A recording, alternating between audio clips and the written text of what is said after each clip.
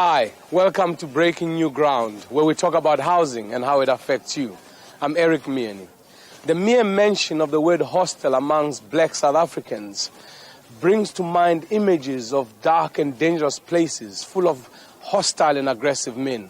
It reminds us of men's hostels in townships around Alexander and the west end of Johannesburg when there were virtual no-go areas in the 80s and 90s, and even the police were afraid to enter them. Hostels were designed as temporary camps where migrant workers were forced to stay while they worked as low-paid laborers in the cities. They had no privacy, were badly neglected, unhygienic, and terrible for people to live in. But for many people looking for work in the cities today, these very hostels provide shelter, a scarce necessity, which is why, faced with our huge housing shortage, the government had to upgrade them into comfortable homes for families to live in. Today, we show you hostel upgrades, one of the various housing options available to you under the Breaking New Ground strategy. To do this, we've come here, Kwanyanga.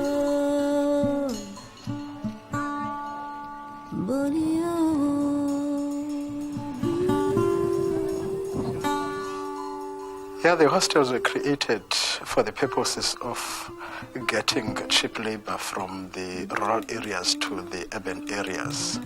They were designed for people to share their accommodation. So when the situation arose for some people to stay with their families, the physical conditions had not changed, as a result of which there was a need for a hostel redevelopment program. Igama lami ndinguMrs. Thobeka Gibisela, ndisuka kwidolophu yaseGcuwa kwilali yaseMangweni. Ndize apha eKapa ndize emyenini wami. Umyeni wami wafika apha ngo-1979. Ndaze mna ndafika ngo-1985. Sifikele kwimeko eyayimbi, kungekho ndawo yoba sihlale. Izoba weske ngoku xa kufuneka kulandela abantwana bam. Saba baninzi ke sihleli apha. Besihlala endlini eyi-1, ekamereni eyi-1, sizifemeli eziyi-4. Sinabantwana sonke abayeni bethu bekhona nathi sikhona. Sifikele apha kule hostel yakabonita. Sifike apha kungavumelekanga into yoba abantu abangomama bangene. Kusithiwa abantu abangomama kufuneka bangene after hours, bangangeni emini. Besivuke ekuseni ke siphume sihambe siyohlala phantsi kwamahlathi. Sikhushwa ziwashman, sibuye ke ngoku emva kwemini ngozolala siyenza lento le yonke le mihla. Umyeni wami wayehlala kwibhedi engangalena kanye. Iyenye ifamily apha, iyenye ifamily apha, iyenye ifamily apha. Nabantwana ke sihlala olhlobo ibhedi lala kuyo le. Yayimeko ebuhlungu kakhulu eyayingamkeleki ngoba kwangekho mpihlo. Uba siyalala sasiqhinela amalaphu kule ndawo. Sibophe apha senze into yakuthiwa yimidiyadiya. Kwenzela into yoba xa ulele omnyanga akuboni naba baphezulu benze loo nto. Yayiloo meko ke imekade ndifikele kuyo apha. It was quite important to have everybody involved in the project because at the end of the day, we needed people who would be able to drive the whole process on their own, including the whole issue of creating savings group and sustaining them for a long-term results. Njengoba besihlala kula maholo abizwa ngoba ngesi-grey hostels, silibonile iphuhlo senzeka kula maholo azi-public hostels. Kulapho sishukume khona njengabahlali, saya kumasipala, sawufuna uqonda singathini thina ze siphuhlisele. Sicekisiwe ke apho into yoba sizahoya ngumasipala, sanzisa i-workshop. Sasaxela zonke indidi endlela asinokwakha ngazo, sakhetha ke ngole thina iyi-cooperative. The participative process at Ilingi Labahlali is quite successful in the sense that as the City of Cape Town, we had to provide some workshops with the residents so that they could be able to take some important decisions, especially around the development options.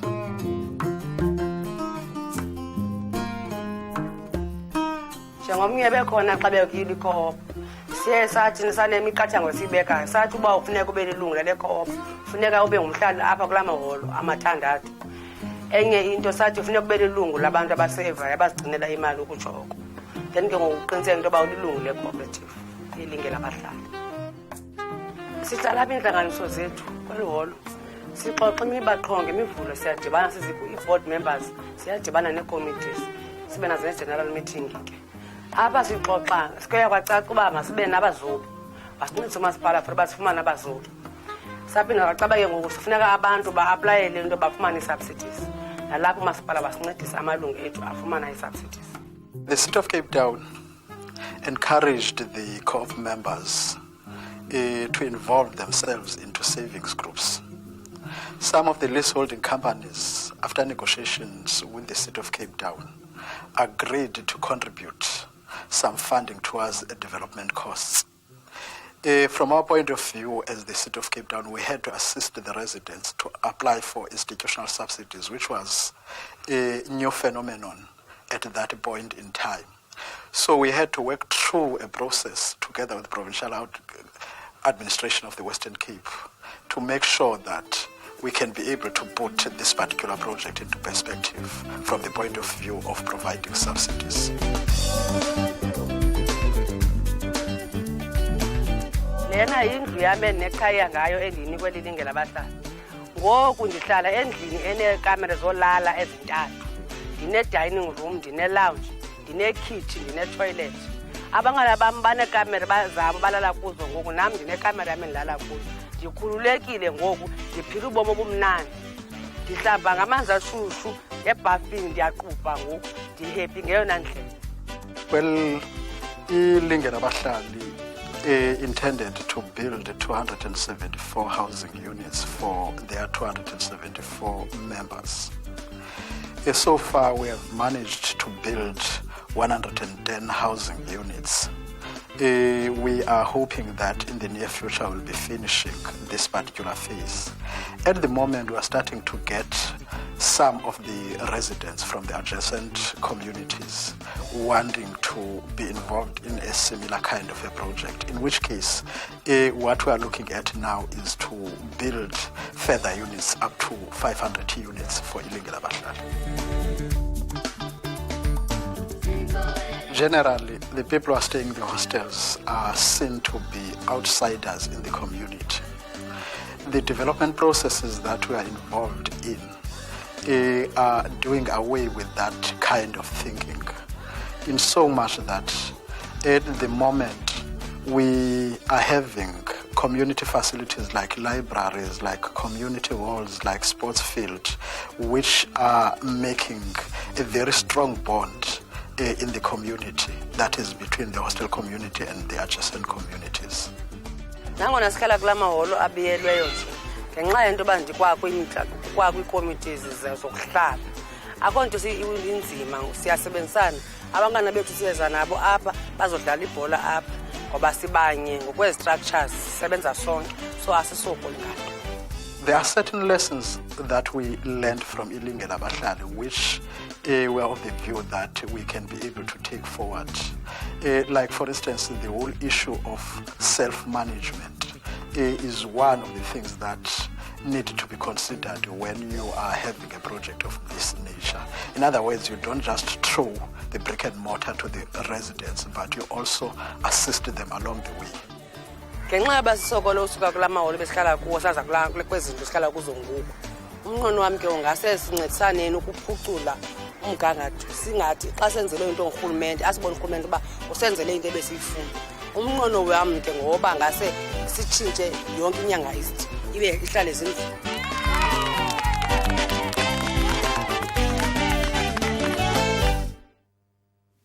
Welcome back. This is Breaking New Ground. I must admit that I never thought that in my lifetime I would see a hostel upgraded into such a wonderful living space. With me to hopefully help us understand hostel upgrades here in Bonita Hostel Enyanga are Godfrey Kolweni, who is the chairperson of Ilinge Labahlali Housing Cooperative. We also have Astrid Wicht, who is an architect specializing in housing, building and community settlements. Also with us are Brian Fervey, who is an architect representing the Western Cape provincial government. And of course, Umamchi, or Mrs. Tobeka Kipsela. Welcome all. I wanted to start with you, Godfrey, and ask, hostels have a very bad reputation. People came out of hostels to attack communities around them. There were no-go areas. They were badly built. People didn't live well there. How did you guys, as a cooperative, change that stigma? Okokuqala ndiza kuthi kungenene ukubana i-hostels yayiyona ndawo igcina abantu ngakumbi abantu abangamadoda odwa. Into leyo yayisenza ukubana iingcinga zingakwazi ukulungiswa ngendlela. Iyenza ke loo nto amadoda athande ukuba abe namandla enze izinto zobundlobongela ngamanye amaxesha. Ii-hostels ke sizifumene zinjalo nathi into yokubana kuhlala kwigumbi ngalinye kuhlala amadoda abe mathandathu. Ibhedi phezu kwenye zibe ntathu enye phezu kwenye yenze isithandathu loo nto. Kodwa kwalile nje apha ethubeni kwabonakala ngoku noko ukubana amadoda lona afuna iintsapho zisondele.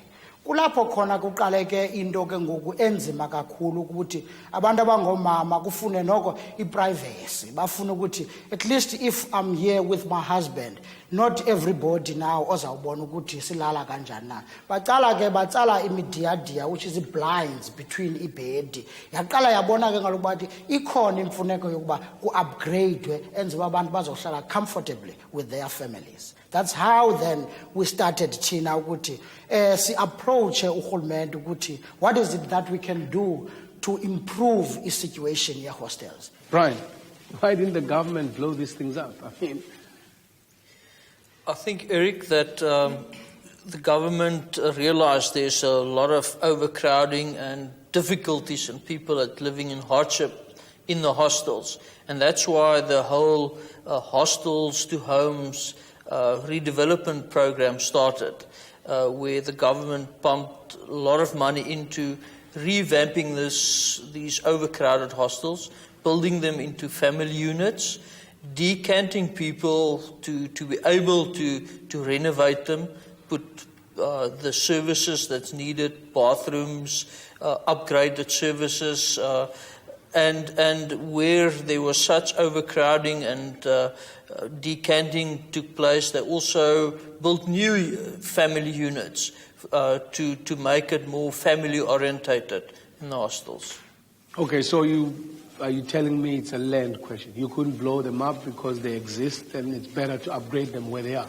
As we all know, there's very dense population in the hostels. We need land to decant people. So what is needed is extra land. And we all know the premium that's on land at this stage. Government certainly look at new land where they could either source it from their own stock or where they can privately buy land, but it's very expensive. So there was a need for densification and upgrading these hostels in situ. There's also the question of people that's staying in the hostels. They want to stay in the environment. They don't want to move somewhere else. And that's why hostels were upgraded in the in situ area where they are. Okay, well, he talks about big words like decanting and, densification, but you have to actually implement all of these things. Do you want to tell us what he means by decanting and, all of these words and how you guys are actually fixing these problems? Well, I mean, as I think Godfrey's explained, they were originally single-sex hostels, and then as the system started to break down and people started to defy movement from and migrant law, sort of the laws, families started coming in here. So you were starting to have multiple families in one room. So if you take Benita Hostel, in terms of the numbers of people that are eligible to stay here, we had to accommodate 90 families in the existing infrastructure. So our key difficulty was then beginning to say, well, this is the amount of land, this is the amount of buildings. How do we begin to ensure that people can continue to stay here rather than being moved out of the city to Delft or something like that? So the difficulty and the process that we engaged with is directly with the residents in a highly consultative and participatory process where we did consultations to try and understand, obviously, what kinds of activities people were conducting here besides residential. Because part of the Breaking New Ground policy is not only housing. We've got to start providing other facilities, other economic opportunities that are integral to their lives and doesn't start dislocating and forcing people to either move out, or where they're running a business from the hostel, they're not then forced to put the business 2 kilometers away. They can integrate it into the fabric of the hostels. Brian, I mean, this is one aspect of the strategy that Estrid is talking about, breaking new ground. How does the upgrading of hostels fit into that strategy?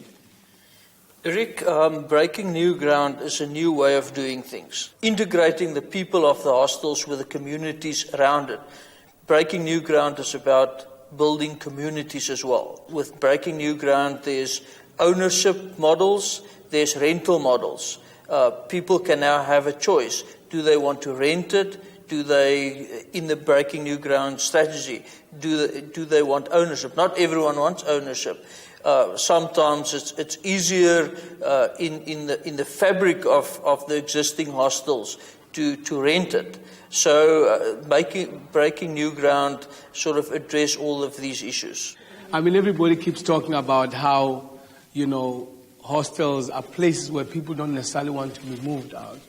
And they like those spaces to be homes as they are. Would you say that's true? Yes, Eric, it's true. But ikuthi lihlazo into yoba simane besingayithandi into yoba simane simamela abantu besithi sihlala emahholweni. So now sizama into yoba sisuse loo nto yoba sihlala emahholweni. But as uchairperson setshilo, sakhe ezindlu sesakhe asikayigqibi iproject yethu kuyakha. So sizahlala phansi sicinga ukuthi ngoku masitshintshe even igama lale ndawo sihlala kuyo.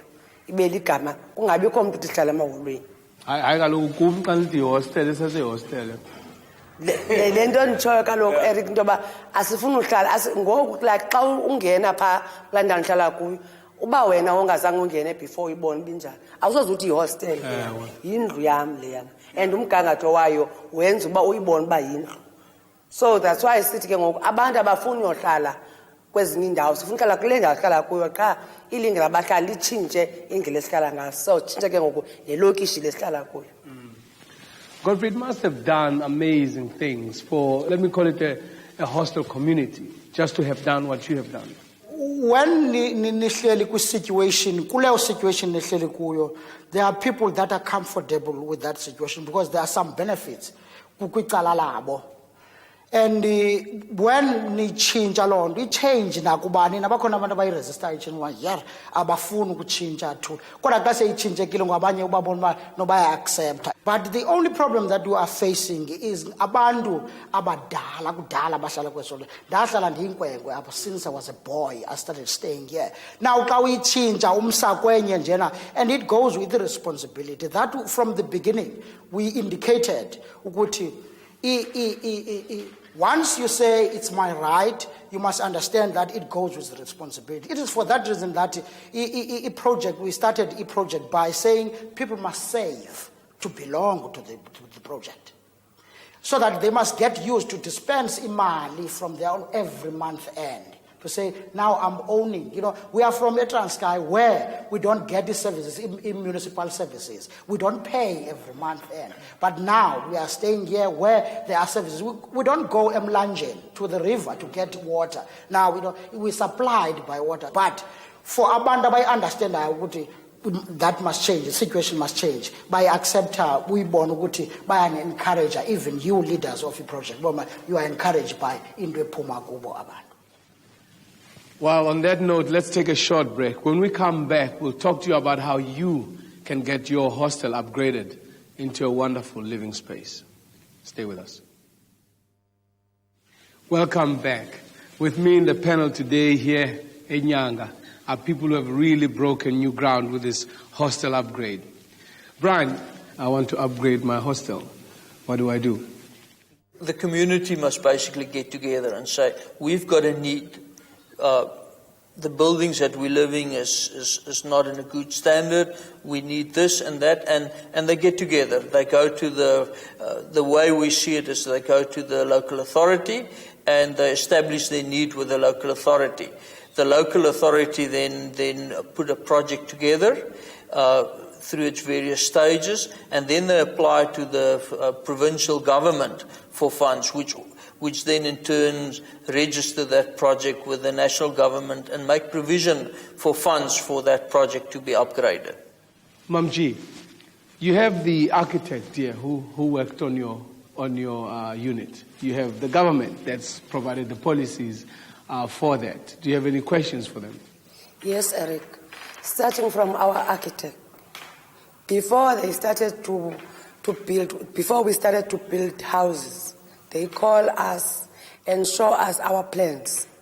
Then they say to me, Ma'am Kipsela, this is your window, will be here, and the door. Then I said yes, because I never been an architect. I don't know nothing about a plan.